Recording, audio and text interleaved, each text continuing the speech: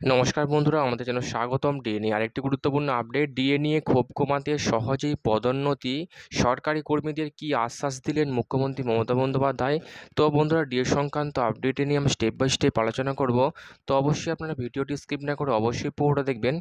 তো তার আগে বলে রাখি, যে সকল বন্ধুরা আমাদের চ্যানেলে নতুন, আমাদের চ্যানেলটির পাশে সাবস্ক্রাইব বাটন, সাবস্ক্রাইব করার পর পাশে যে বেল আইকন সেটিও প্রেস করবেন, লেটেস্ট ভিডিও আপডেটগুলি সবার আগে পেয়ে যাবেন। দেখে নেব আজকে ডিএ সংক্রান্ত গুরুত্বপূর্ণ আপডেটটি। ডিএ নিয়ে ক্ষোভ প্রশমনে এবার সরকারি কর্মীদের পদোন্নতির প্রক্রিয়া সহজ করল রাজ্য সরকার। মুখ্যমন্ত্রী সরকারি কর্মীদের একাংশের সঙ্গে আজ বৈঠক করেন। সেখানে ডব্লিউবিসিএস অফিসারদের সংগঠনের প্রতিনিধিসহ একাধিক সরকারি কর্মীদের সংগঠনের প্রতিনিধিরা হাজির ছিলেন। সেই বৈঠকে এই সিদ্ধান্তের কথা জানিয়ে দেওয়া হয়েছে। তবে এদিনের বৈঠকে ডিএর দাবিতে আন্দোলনরত যৌথ মঞ্চসহ বিভিন্ন সংগঠনের প্রতিনিধিদের ডাকা হয়নি। তো বন্ধুরা, আমরা সকলে জানি যে সংগ্রামী যৌথ মঞ্চ, যেখানে নেতৃত্ব দিচ্ছেন ভাস্কর বাবু সহ আরও অনেক সরকারি প্রতিনিধি, কিন্তু তাদের একটাই দাবি, কেন্দ্রীয় হারে এআইসিপিআই মেনে ডিএ দিতে হবে এবং সেই মহার্ঘ ভাতা যেখানে বাকি রাজ্যগুলো কেন্দ্রীয় সরকারকে অনুসরণ করে ডিএ দিচ্ছে, সেখানে পশ্চিমবঙ্গ ব্যতিক্রম।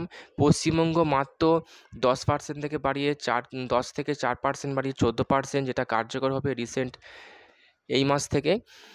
তো বন্ধুরা, বুঝতে পারছেন যেখানে প্রচুর পরিমাণে কম ডিএ পাচ্ছেন পশ্চিমবঙ্গের সরকারি কর্মীরা, মাত্র 14% হারে। তো তার জন্য তার শহীদ মিনার চত্বরে আন্দোলন চালিয়ে যাচ্ছেন দিনের পর দিন, এবং সেই ক্ষোভকে প্রশমন করার জন্যই নতুন চিন্তাভাবনা শুরু করেছেন মুখ্যমন্ত্রী মমতা বন্দ্যোপাধ্যায়। নবান্ন সূত্রে খবর, পদোন্নতির সুযোগ বাড়ানোর জন্য সেকশন অফিসার থেকে শুরু করে অ্যাডিশনাল সেক্রেটারির মতো পদের সংখ্যা বাড়ানো হচ্ছে। পাশাপাশি এতদিন ধরে কাজে যোগ দেওয়ার পর 8, 16 ও 25 বছর পর প্রমোশন না হলে সিএএসের সুবিধা পেতেন সরকারি কর্মীরা। এবার সেই নিয়মে সরলীকরণ করে কাজে যোগ দেওয়ার 8, 15 ও 24 বছরের মাথায় সিএএসের সুবিধা পাবেন কর্মীরা। এর পাশাপাশি যারা হেলথ স্কিমের আওতায় ছিলেন তাদের জন্য ক্যাশলেস চিকিৎসার ঊর্ধ্বসীমা বাড়ানো হলো। এতদিন 1.5 লক্ষ টাকা পর্যন্ত ক্যাশলেস চিকিৎসার সুযোগ পেতেন কর্মীরা, এবার তা বাড়িয়ে 2 লক্ষ টাকা করার কথা ভাবলেন মুখ্যমন্ত্রী মমতা বন্দ্যোপাধ্যায়। পাশাপাশি সংখ্যালঘু দপ্তরের অধীনে এসএসকে ও এমএসকে শিক্ষকদের 3% করে বার্ষিক ইনক্রিমেন্ট এবং অবসর নেওয়ার সময় এককালীন 3 লক্ষ টাকা দেওয়ার কথা ঘোষণা বৈঠকে মুখ্যমন্ত্রী জানিয়েছেন বলে নবান্ন সূত্রের খবর।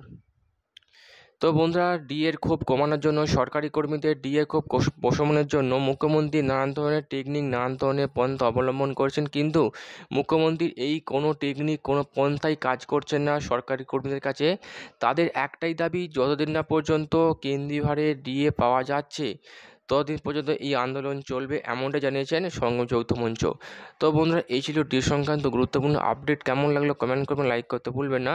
ডি সংক্রান্ত পরবর্তী আপডেট পাওয়ার জন্য আমাদের চ্যানেলটিকে সাবস্ক্রাইব করে রাখবেন। থ্যাংক ইউ বন্ধুরা ভিডিওটি দেখার জন্য।